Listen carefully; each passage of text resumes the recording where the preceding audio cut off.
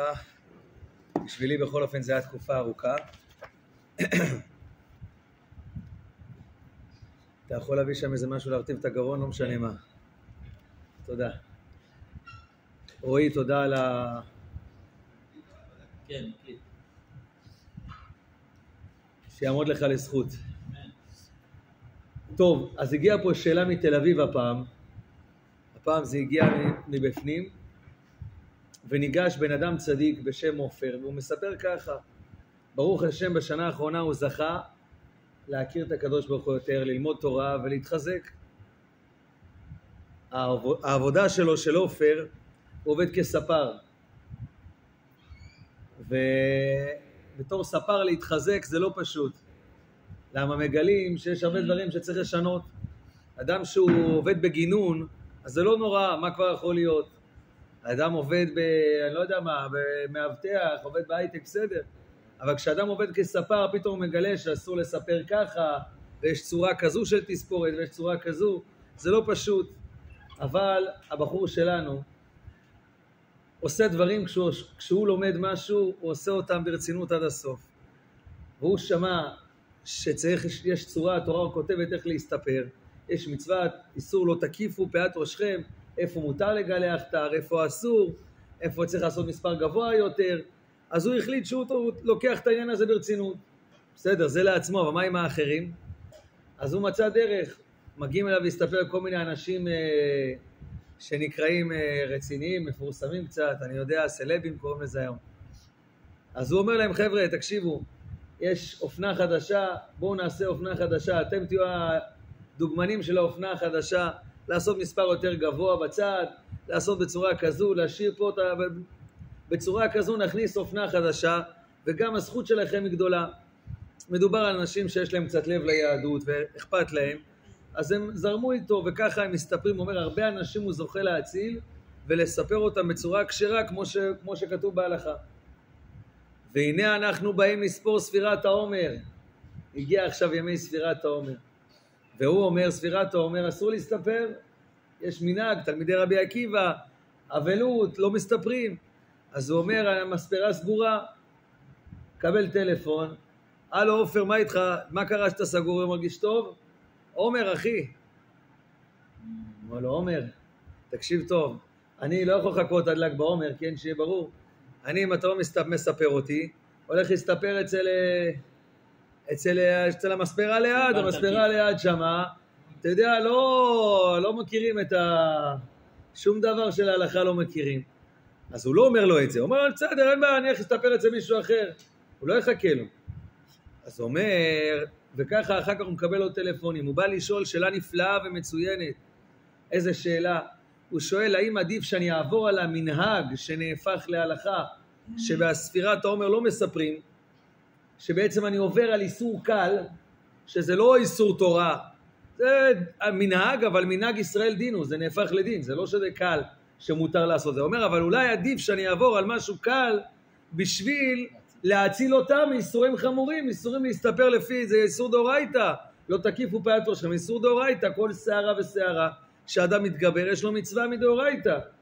אז הוא אומר, האם עדיף שאני אעבור איסור קטן, בשביל להציל אותם מאיסור גדול? בלי קשר לפרנסה. בלי קשר, אומר פרנסה אני מסתדר. ברוך השם, יש כסף. לא דואג, ביטחון מושלם. וגם ברוך השם יש לו כסף. אומר רק, זה שהם לא יסתפרו עכשיו, זה לא אומר שרק עכשיו הם יעזבו, הם גם יכולים לעזוב ולעזוב הלאה. אז הוא אומר, זה חבל, אחר כך כל השנה הם כבר יפסידו את המצווה הזאת, להסתפר לפי התורה. האם אני צריך להציל אותם? יש לנו הלכה מצד אחד, מה קשור אליי? שיעשה מה הוא רוצה, מה אני, אבא שלו, הבן שלי, מה אתה רוצה? מצד שני, אנחנו עם ישראל. עם ישראל ערבים. זה לזה. לא. ערבים זה בזה. יפה מאוד. מה ההבדל בין ערבים זה לזה לערבים זה בזה? יש בגמרא מושג של ערב רגיל ויש ערב קבלן. שמעתם על זה? מה זה נקרא ערב רגיל? זה נקרא שאם אני לא מצליח לקבל מהלווה כסף, רודף אחר, לא הולך, כבוד הערב, בוא תשלם. יש ערב קבלן. ערב קבלן, אני מכתחילה יכול לפנות או ללווה או לערב קבלן. כי יכול לקחתי ערבות ברמה כזו שיכול לפנות אליי גם בצד ראשון, לא צריך לחכות ככה יש מושג של בערב קבלן. עם ישראל לא ערב עם זה לזה, זאת אומרת יש פה מישהו, ויש לי עוד מישהו, ואם לא ילך אני אלך אליו, לא עם ישראל ערב עם זה בזה, מעורבב אחד בשני. אני זה אתה ואתה זה אני, אנחנו ממש מחוברים יחד. אז אם ככה, אז יש לי ערבות אחד לשני. אולי אני חייב לעבור על המנהג הזה של ספירת העומר, כדי להציל את האחים שלי היקרים מאיסורי תורה, או שלא. מה אומרים? כן, ככה אתה אומר. איך? למה יתפרנס? זה שאלה טובה, אבל אם הוא באמת חושב שהעבודה מפרנסת אותו, אז זה באמת שאלה טובה. אנחנו יודעים שיש לנו עזן את העולם כולו בטובו בחן, בחסד וברחמים. אתה צודק, אז אולי הוא גם יפתח בשבת. אני יודע שהלכתי קיצוני, אבל אני אגיד לך את האמת שאני לא הולך קיצוני. למה? כי אני פוגש אנשים, הרבה, שאומרים לי, תשמע, אם אני אסגור בשבת בטבע, איך אני אסתדר, נכון? באמת הם אומרים, הם לא אומרים את זה בהתרסה עם אנשים. אני אומר לכם, לפני, סיפרתי לכם אולי בהזדמנות, יש בן אדם, יש שיעור שאני מוסר באיזשהו מקום, אחרי השיעור ניגש אליי מישהו שם מהשיעור, אומר לי, אתה רואה את הבחור הזה? החנות שלו פתוחה בשבת. הבחור הזה נמצא בשיעורים כל שבוע, אור על הפנים שלו. והוא גם אמר לי שהוא שומר שבת. לא יכול להיות. הוא אמר לי, לא, אני לא אומר לך את זה משמועה. אומר לך את זה מידיעה. אמרתי לו, תן לי לבדוק את זה. בדקתי. אכן, חנותו פתוחה בשבת. אלא מה? הבחור שם שם עובד והוא הולך לה בכנסת לקבלת שבת. סיפור אמיתי. והוא שר לקראת שבת לכו ונלכה כי היא מקור הברכה, אבל בינתיים הוא עושה מקור נוסף של ברכה, שיהיה גם שלייקס, שיהיה חגורה ושלייקס. מה יהיה? בקיצור ערב, כן, הוא רצה שיהיה לו ערב. אז מה אתם אומרים? אז ישבתי, דיברתי איתו. הוא אומר לי, תשמע, אני אוהב את השבת, חבל על הזמן. אוהב את הקדוש ברוך הוא עד הסוף, אבל יש לי חנות, בשבת היא מכניסה לי המון כסף, כי כל החנות מסביב סגורות, ואני יש לי חובות, ואני לא, אין לי דירה משלי, ואני חייב, מה אני אעשה? לא מתפנק, חייב. ברוך השם, ברוך השם, ברוך השם, אחרי שאנשים דיברו איתו, והרבה עניינים, הוא סגר את החנות שלו בשבת. ומאז עבר כמה שנים בודדות. ברוך השם, יש לו לא דירה אחת משלו, ולא 2, אלא 3 דירות שלו. בתוך 7 שנים, 6 שנים הסיפור הזה. ו3 דירות שלו, ויש לו גם כן, החנות שלו כבר פתח עוד 2 סניפים. ברוך השם. ברור, כי השבת היא מקור הברכה.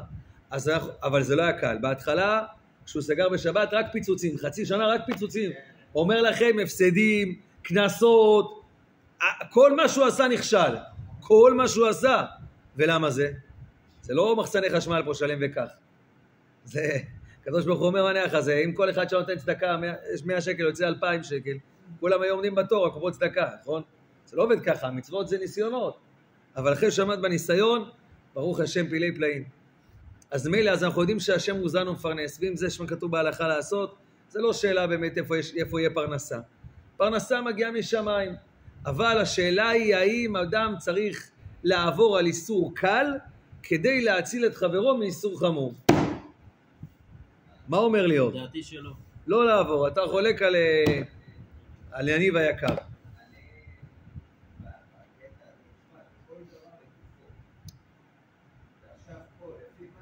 ברוך אתה אדינו אלוהים ומלך העולם שהכל נהיה בדברו. אמן. אם הוא מציג אותה, הוא עושה להם כמו שצריך. אתה אומר בטח, ליאור חולק עליך. מה אומר רועי?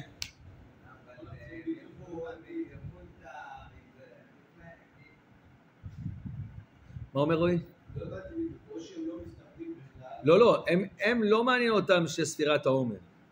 הם אומרים לו, אתה סגור, אנחנו הולכים למספרה אחרת. המספרה האחרת לא מקפידים כללי התורה בתספורת.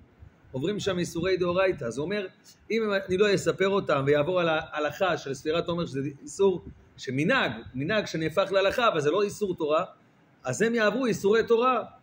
אז האם בשביל להציל אותם, אני המספר יעבור איסור דרבנן? זה ודאי שהם עוברים איסור תורה או ספק. חד משמעי.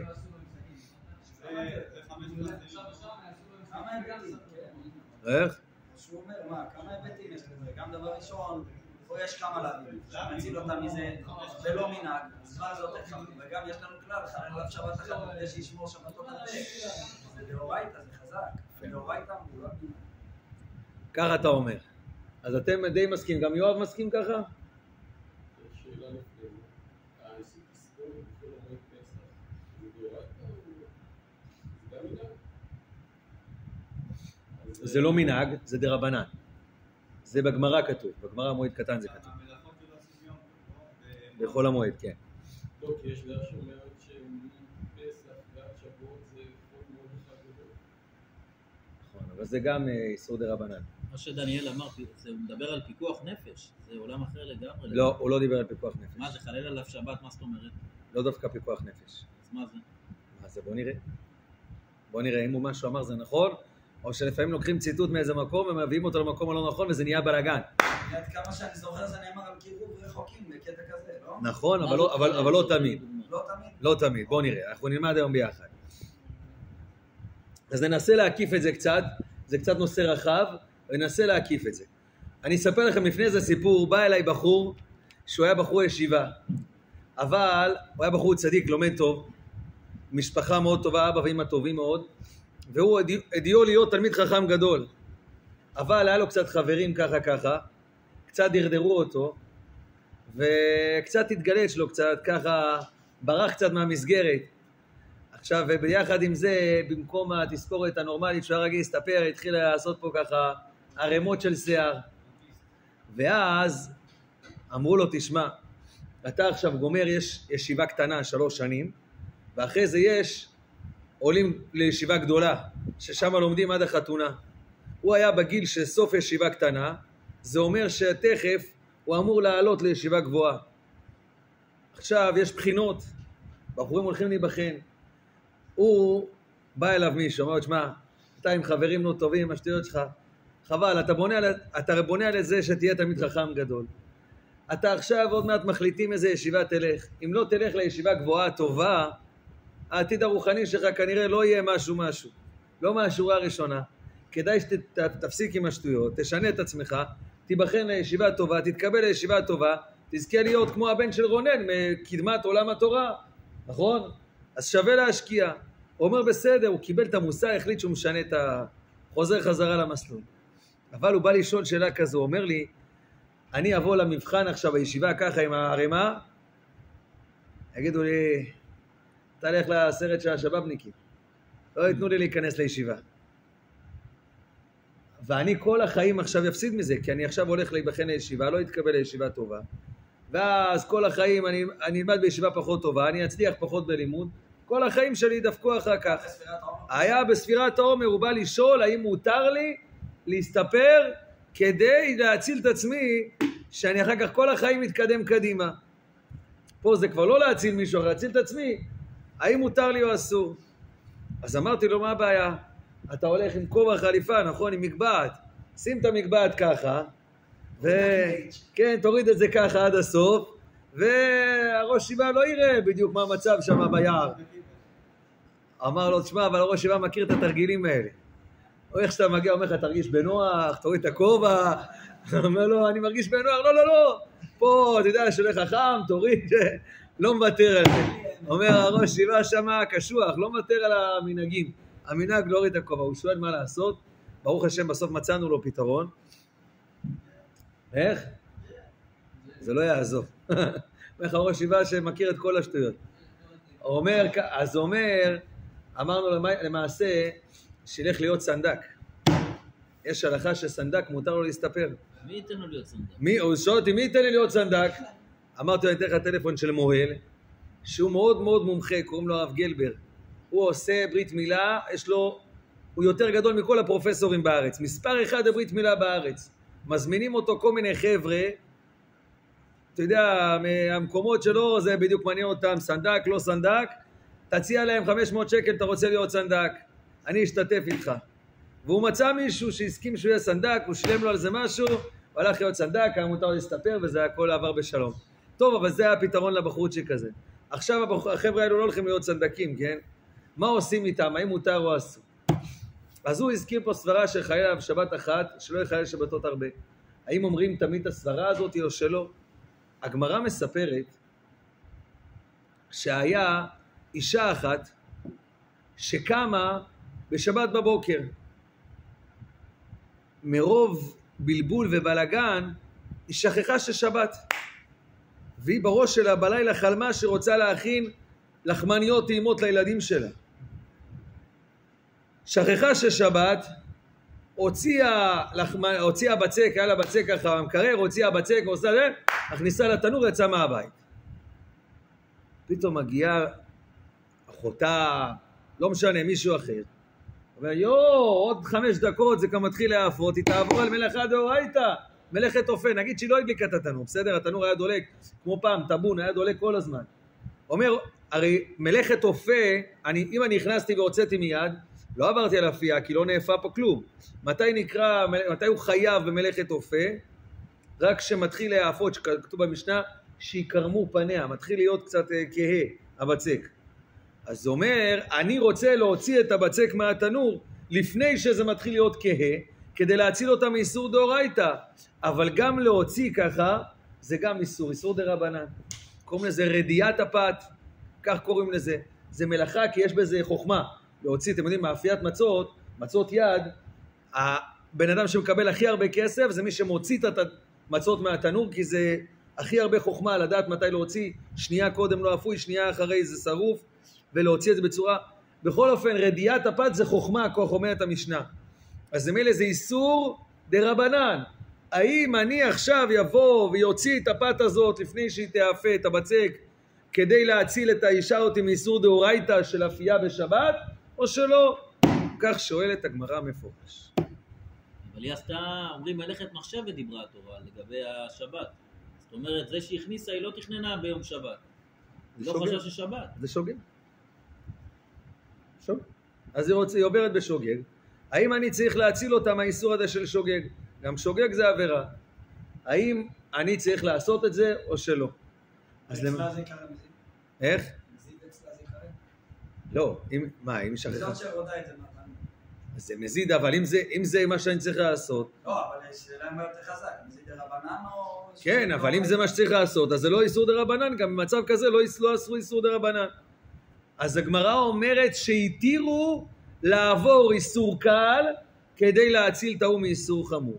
ומיד שם התוספות שואל שם שאלה איך יכול להיות, ראינו שלא עושים כזה דבר, לא אומרים לבן אדם לעבור איסור קטן כדי להציל את חברים מאיסור חמור.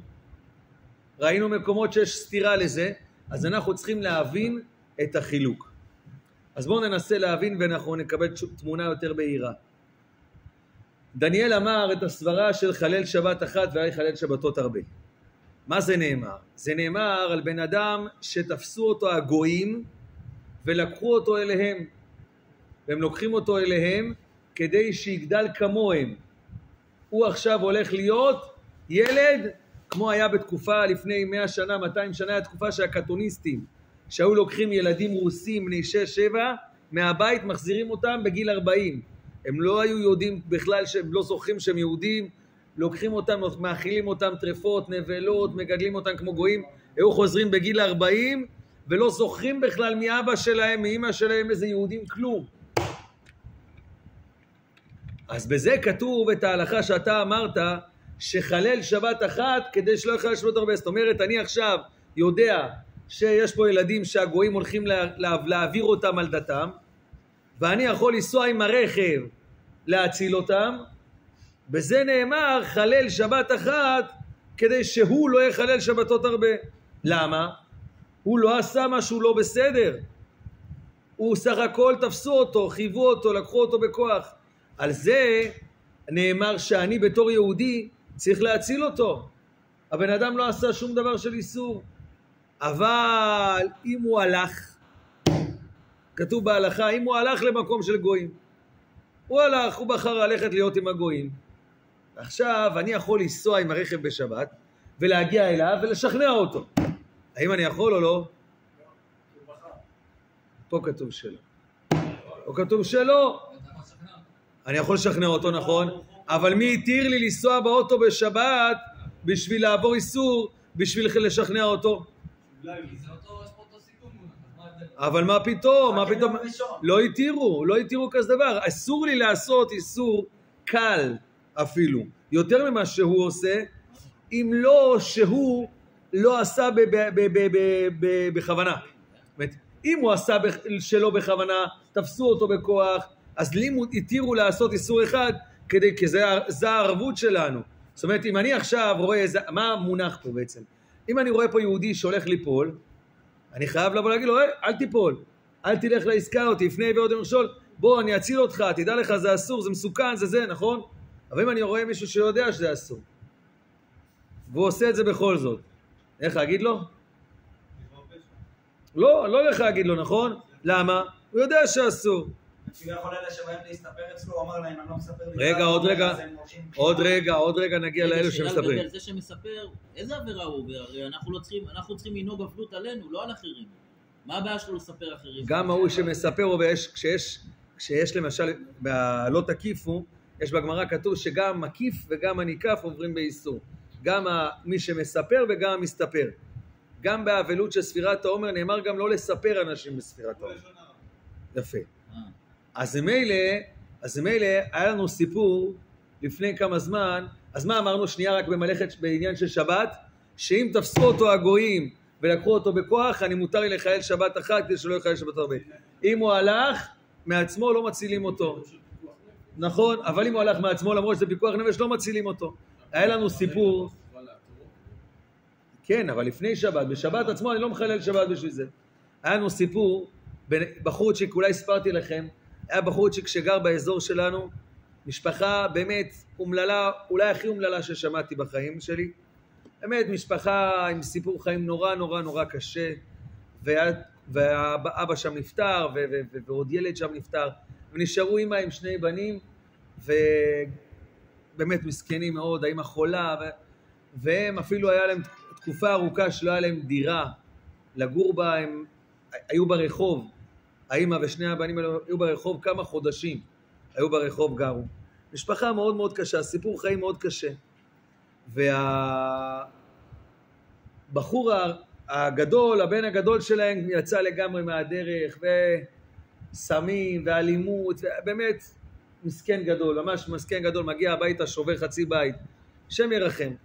הילד הקטן הוא היה תקווה של אמא שלו, ממש תקווה של אמא שלו, אבל הוא קצת גדל, ומבית כל כך קשה, פה חבר, שם חבר, סחבו אותו, פה סחבו אותו שם, הוא מתחיל להתנדנד.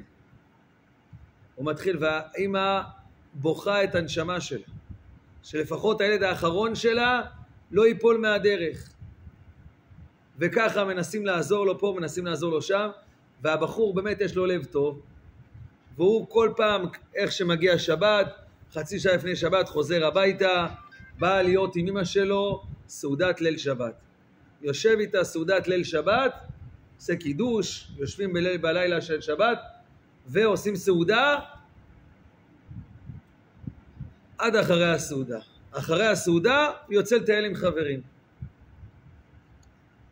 האמא באיזשהו שלב, אומרת, שמע, כל פעם הוא חוזר חצי שעה יותר מאוחר, פעם 1 בלילה, 1:30, 2, חוזר לפנות בוקר, מה הוא עושה כל הלילה? שבת אחת, האמא אומרת, אני חייבת לעקוב אחריו. הבן שלי, הוא אומר לי שהוא שומר את השבת. הוא אוכל איתי את הסעודה, ואחר כך הוא הולך עם חברים, ואז הוא חוזר הביתה הבוקר והולך לישון, עד סוף שבת. מה הוא עושה בלילה? והיא החליטה שהיא צריכה לבדוק מה קורה. הוא יוצא מהבית אחרי הסעודה בליל שבת, והאמא יוצאת אחריו. יוצאת בי שהוא רואה, מסתכלת לראות. ואז היא רואה שהבחור הזה מגיע לג'בוטינסקי, ושם עוצר מונית של הטנדרים של הציבורי הזה, והיא שואלת, אני רוצה עכשיו לנסוע על ידי נהג גוי, כדי לראות לאיפה הבן שלי הולך, להציל אותו. למה עשו? הוא הולך מבחירה. מה? הוא הולך מבחירה, שנייה. אני אספר לכם למעשה את הסיפור שהיה, הסיפור שהיה שהיא לא באה לשאול, אלא לקחה גוי ונסעה איתו.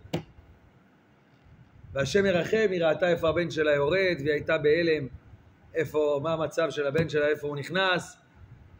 לא משנה, זה רק עשה יותר גרוע, כי מוצאי שבת הוא פוגש אותי ואומר לי, תשמע, אני גמרתי עם אמא שלי, והיא מתקשרת ואומרת, למה היא ראתה אותו ואיבדה את העשתונות והתחילה לתת לו מכות, והשם ירחם ליד החברים, השם ירחם. אבל זה עצוב מאוד מאוד מאוד, זה סיפור עצוב. למעשה זה לא הלך, היא ניסתה לנסוע אחריו כדי להציל אותו, היא לא הצליחה להציל אותו, אבל היא בוודאי שרצונה לא נסעה בשבת בשביל לטייל, כן? השאלה הייתה, היא באה לשאול, היה מותר לי או היה אסור לי? לפי הכללים שלמדנו, מותר או אסור? בחירה שלו. מה אתה אומר, רועי? לפי מה שאמרנו אסור. אני אגיד לכם את האמת שאני לא בטוח. למה אסור? היא מבטיח גם שהיא תעצור אותו. הוא חוזר, זה לא שום. אני אגיד לכם למה, אני אגיד לכם. אבל אולי יחלל עליו שבת אחת, שלא יחלל שבת עוד הרבה. נגיד, אני אגיד לכם, בסיטואציה הזו, האמא באמת זה לא הייתה הכתובת להציל אותו, כי האמא שרואה את הבן שלה בכזה מצב מאבד את העשתונות, היא לא יכולה להציל אותו. אבל נניח שהייתה אומרת לי, תיסע אתה, תציל את הבן שלי, אתה מכיר אותו, אותך הוא מכבד, סע אתה, תציל אותו. אולי אתה תחלל שבת אחת על ידי גוי, איסור דה רבנן, אמירה לגוי, אבל יציל אותו. תראה מה הוא עושה, תתפוס אותו, אולי זה יציל אותו. אז אני אגיד לכם את האמת, שזה לא בטוח שזה יהיה אסור, והתשובה היא שמה שהכוונה, מה אמרנו? שיש הבדל בין תפסו אותו ולקחו אותו בכוח, לבין יצא מדעת. תגידו לי, הבחורצ'יק הזה זה נקרא שהוא יצא מדעת? אני חושב שהוא יצא מדעתו. לא יצא מדעת. למה? בחור מסכן, איזה חיים הוא עבר, איזה אומללות, איזה מסכת חיים. אני לא יודע אם על זה כתוב שמי שהלך מרצון, לא מחיילים עליו שבת. זה נקרא מרצון. מרצון זה בן אדם שיודע את הטוב, יודע את הרע, בחר עכשיו ללכת עם התאוות שלו, זה משהו אחד. אבל פה זה מדובר על ילד מסכן שחווה ילדות כל כך קשה, ילד בן 17, 18, שחווה ילדות קשה, וזה נכון לא ילד, הוא לא ילד מבחינת ההלכה, מבחינת בהלכה זה נקרא בר דעת, אבל הסיפור חיים שלו כל כך קשה, שאני לא יודע אם זה נקרא יצא ברצון, אני גם לא יודע אם הוא נקרא שתפסו אותו ולקחו אותו בכוח, אבל ברצון זה נקרא... אתה יכול להגיד אותו דבר על הבחור שהלך מרצון לגויים, אולי מהייאוש באמת, לא יודע. כן, אבל זה אתה יכול להגיד על כל בן אדם, אבל לא כל בן אדם עבר כזו מסכת חיים. מי קובע מה הופך אותו? תינוק שנשבע. מה אובייקטיבי? יש איזה מקום שכתוב, אם הוא עבר חיים ככה וככה, כאילו אני מנסה להבין באמת. אז אני אומר לך, בהלכה כתוב לנו הלך ברצון, לעומת לקחו אותו באונס. רצון של מי? רצון של הבן אדם. רצון בן אדם. הוא הולך ברצונו, מה? הבן אדם היה לו פרטיה, היה לו שמח. עזוב מה הוא עבר, מה הוא לא עבר. רצה ללכת. זה לא נקרא עזוב מה הוא עבר, מה לא עבר. בן אדם כזה מאומלל, יכול להיות שהנתונים שלו כביכול אונסים אותו לעשות מה שהוא עושה. הגמרא, אני אגיד לך מה, הגמרא אומרת שאם בן אדם מביא לבן שלו כסף ומרחיץ אותו ומלביש אותו ונצם לו את התכשיטים ובשמים ושם אותו על פתח של בית זנות, אומרת הגמרא, מה יעשה הבן ולא יחתן? נכון כך כתוב? יופי, מה זה נקרא? זה נקרא שזה אונס? לא. אבל זה נקרא מרצון? גם לא. זה משהו באמצע. יש מצב ששמים בן אדם במצב שהוא לא יכול לעמוד בו. זה הכוונה. האם פה אנחנו נגיד שכיוון שהבן אדם נמצא במצב שהוא לא יכול לעמוד בו, הוא לא יכול להחזיק מעמד, בנתונים שלו, אין לו נתונים שיכול להתמודד איתם.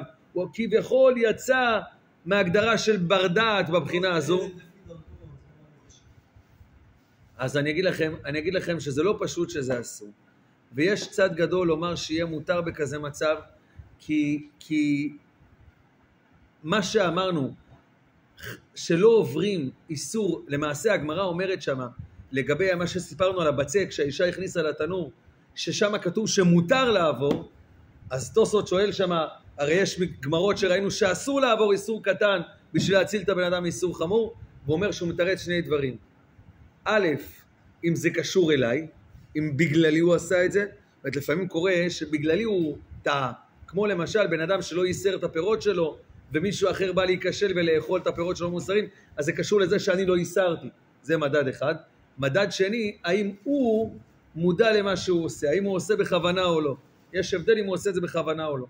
ולכן פה בסיפור שלנו של הספר, כיוון שהאנשים האלה לא בהכרח מודעים למה שהם עושים, לא בהכרח מודעים, הם לא יודעים כמה חומרה שיש בדבר, הם לא למדו את החומרה של איסור הדבר, הם לא למדו כמה הדבר הזה הוא נורא שלא תקיפו, אז יכול להיות שזה מוגדר שהם לא עשו משהו רע, ולכן יכול להיות שיהיה מותר, יכול להיות שיהיה מותר להגיד לבן אדם לעבור על איסור קל בשביל להציל אותם מאיסור חמור. איסור קל של להסתפר בספירת העומר, לספר בספירת העומר, בשביל להציל אותם מאיסור דאורייתא. דאורייתא זה כשאדם מסתפר עם תער, לא תקיפו פאת ראשכם, מסתפר בצורה ופה הוא מספר אותם בצורה רגילה, אז יכול להיות שיהיה מותר. אם יש בן אדם שיודע את האיסור, והוא בכל זאת אומר, אני לא מעניין אותי, זה אני לא צריך להציל אותו. אני לא תשמע, אדוני, אתה רוצה תעשה עבירות, לך תעשה עבירות, מה זה קשור אליי? זה לא נאמר ערבים. זאת אומרת, הכלל שלנו יהיה ככה. כמו שאני רואה למשל בן אדם שהולך לעשות טעות, הולך ליפול באיזה עסקה, אני אציל אותו, אבל אם אני רואה בן אדם שהולך כל יום והוא יודע מה הוא עושה, אני לא אגיד לו, אני רואה מישהו נוסע עכשיו שהולך בלי כיפה, לא, אתה בלי כיפה. אני יודע שאני בלי כיפה, מה אתה רוצה? אני יודע שאני בלי כיפה, אני מחליט ללכת בלי כיפה, זה לא עניין שלך. אז אני לא עכשיו אלך להגיד לו, נכון? אבל אם יש בן אדם שיודע שהוא מקפיד על כיפה ועכשיו נפל לו הכיפה, מה אני אגיד לו? נפל לך הכיפה, נכון? אותו דבר גם כל בן אדם, אם הוא בן אדם שהוא טועה בדרך, על זה נאמר עם ישראל ערבים זה בזה. ובזה נאמר שאם יש לי איסור קל, כמו של רדיית הפת, כמו של ספירת העומר, שזה יחסית ללא תקיפו, זה איסור חמור, בזה אנחנו צריכים להציל אותו. אבל אם יש בן אדם שהוא פושע כביכול, הוא יודע את האיסור, הוא יודע את חומרת הדבר, בכל זאת הוא מחליט לעשות מה הוא רוצה, אז בזה לא נאמר ערבות אחד בשני, בזה לא נאמר שאני צריך. לא, שזה כן חד משמעי, תלוי איזה בן אדם. לא, זאת אומרת, יש יותר לתת לו לספר בספירת העומר, לאנשים שהם לא כל כך... שלא מודעים. כן, אז יש יותר חד משמעי? יש מקום להתיר. יש מקום להתיר. אתה שואל אותי מה למעשה עדיף לשכנע אותם ולהסביר להם את חומרת הדבר, ולא לעשות את זה. אז אתה מכשיל אותו, לא? מה? מכשיל אותו. למה מכשיל אותו? עכשיו הוא לא יודע על זה, אמר ספרנו על זה, לא, לתת... לא, הוא לא ממשיך הלאה. אתה נותן לו בצורה כזו שימשיך, שיתחיל להסתפק כמו שצריך. יש אפשרות לעשות את זה, רון. אתה יודע שאפשר. אבל בן אדם כזה שאתה יודע, אם אתה יודע באמת שהוא לא ישמע, אז כתוב, כשם שמצווה לומר דבר הנשמע, כך מצווה שלא לומר דבר שלא נשמע. אם אתה יודע הבן אדם הזה לא ישמע, אז זה נכון, יש מצווה לא לומר לו, נכון? אתה צודק? נכון? ולכן במצב כזה שאני יודע שיש סיכוי להציל את הבן אדם, ודאי שעדיף להציל אותו ולא להקל. אבל אם זה אדם שאי אפשר להציל אותו מלגמרי, נציל אותו לפחות מהאיסור החמור שלא תקיפו, כדי שלא ייפול באיסור, נציל אותו ונעבור על האיסור הקל, כדי שלא לעבור על האיסור החמור. בעזרת השם שנזכה אנחנו תמיד להיות מקיימי תורה ומצוות בשמחה. איך? יש לכם את רון ואת אלי, ברוך השם, את אייל, ברוך השם, נהדר. הספר, כדאי לו לעמוד בספירת, הוא יכול לעמוד בספירת העומר הספר? אז אמרתי, ודאי שהעדיף שלו, אם הוא יכול לגרום לאנשים שלו. אבל במצב כזה שזה יציל לאנשים מאיסור דאורייתא ואין עוד דרך אחרת להציל אותם, אז יש מקום להתיר לספר בספירת העומר. בעזרת השם, בשבוע הבא, אני התלבטתי מהיום לדבר על זה, וכיוון שאמרתי לכם שדבר על הספר, אז דיברנו על זה היום. בשבוע הבא נספר לכם על הסיפור שקרה לאחרונה עם לוכד נחשים. זה סיפר לי לוכד נחשים שבוע שעבר. בעזרת השם, שבוע הבא נדבר על הלוכד נחשים. היה סיפור מרתק איתו והיה דיון הלכתי מאוד מעניין. בעזרת השם בשבוע הבא. כולם מוזמנים שהשיעור אלה הצלחתכם, שהקדוש ברוך הוא מלא משעות לבכם לתורה ולברכה ולרפואת שלו בן לילי. שלו שלנו נכנס לניתוח. מי שבאחרות עיניו אברהם יצחק ויעקב משה אהרון דוד ושלמה שרף ככה ולהברך וירפא את השם הטוב. שלו בן לילי, שהקדוש ברוך הוא ישלח לך רפואה שלמה מן השמיים, רפואת הנפש, רפואת הגוף, לרמח איבריו ושסה גידיו, בתוך שאר חולי עמו ישראל, השתה בעגלה ובזמן קריב ונאמר אמן. רפואה שלמה שלו, מחכים לך. אמן, חזק וברוך.